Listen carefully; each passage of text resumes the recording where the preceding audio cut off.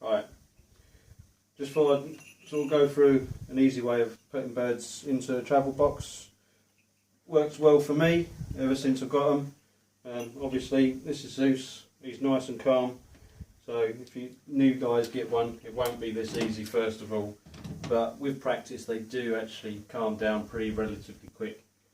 So best way to do it for me, I found, was to literally put my hand over the wings, because they normally when you go do it, you know, that's the first thing that happens, is they go either bait away or they open their wings out and become quite hard.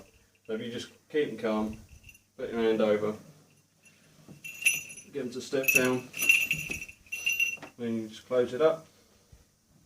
You know, the more you do it, the easier it becomes, and then you'll get to the point where it's actually quite simple. Zeus, up. Oh, there's a good boy. So with him, he does it every day now, in and out, absolutely no problems. Sit down, there's a good boy.